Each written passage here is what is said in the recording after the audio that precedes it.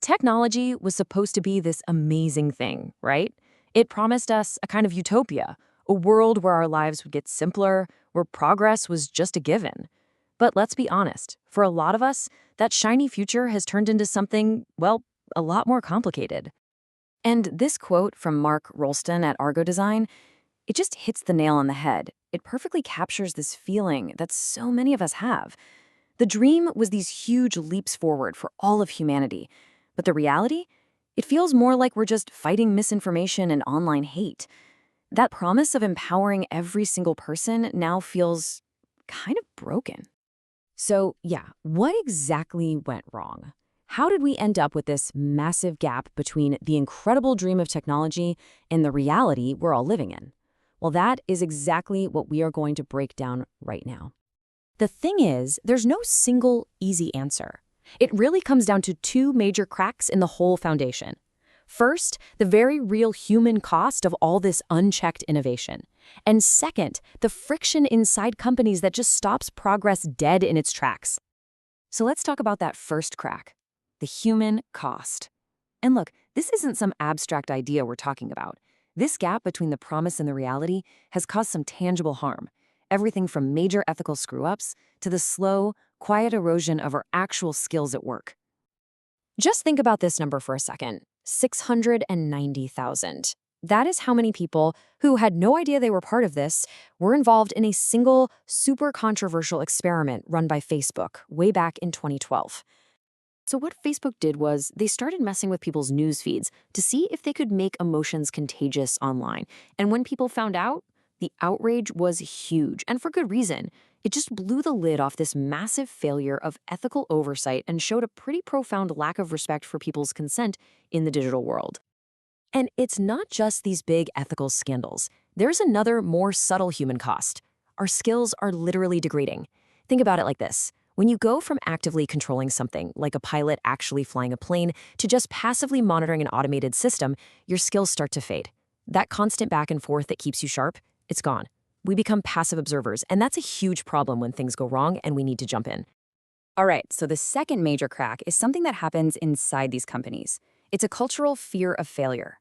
In so many organizations, the pressure to be efficient and to win at all costs is so intense that any experiment that doesn't work is seen as a total waste. And this fear, it just completely suffocates the very innovation technology was supposed to set free. So that's the problem. What's the fix? Is there a better way? Well, it turns out some of the biggest companies in the world, we're talking Booking.com, Microsoft, Amazon, they've figured out a really powerful new way to think about this. It's all about building a true culture of experimentation. And this quote really gets to the core of this new way of thinking. A culture of experimentation is built on one simple, powerful idea. Data trumps opinions. It's about finally getting rid of the hippo, that's the highest paid person's opinion, and letting the actual evidence make the decisions for you. And building a culture like this really comes down to a few key principles. It all starts with curiosity, with treating failures not as mistakes, but as opportunities to learn something. It absolutely requires that data, not some gut feeling, drives what you do. It means anyone in the company, at any level, feels empowered to run a test. And crucially, it puts ethics right at the center, by always asking, hey, does this actually help our customers or does it hurt them? And to make it all work, you need a new kind of leader. Someone who has the humility to say, you know what? I don't know the answer. Let's test it. But here's the thing. You can have the best culture in the world, but if your people aren't on board, it's not going to work. At the end of the day, it's individuals who make transformation happen. And how we believe we can engage with technology, that is the real engine of change. And this is where something called digital mindsets comes into play.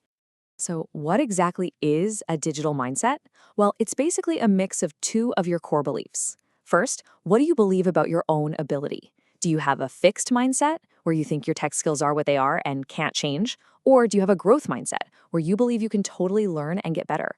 And second, what do you believe about resources? Do you see a zero-sum world, where new tech means fewer jobs, or an expandable sum world, where tech creates brand new opportunities for everyone? So when you put these two beliefs together, you get four really distinct types of mindsets. You've got the skeptic, who actively avoids new tech because they want to protect their turf.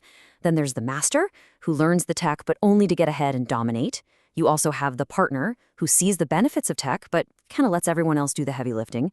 But the real goal? The goal is to nurture the change agent. That's the person who sees technology as a huge opportunity to learn and who works with everyone to lift the whole team up. And this is the really important part. Managers can actually shape these mindsets.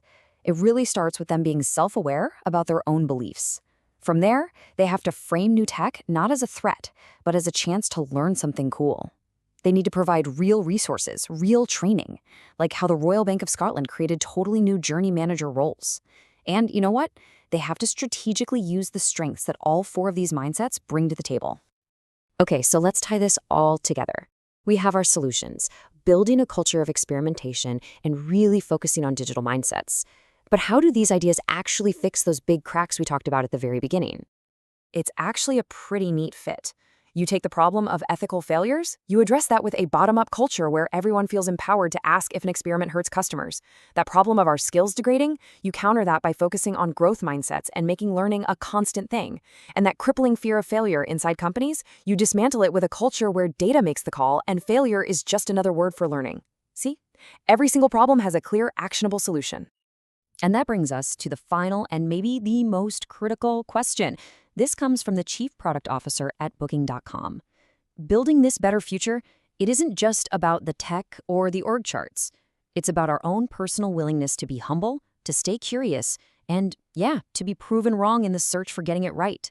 So I'll leave you with this. How willing are you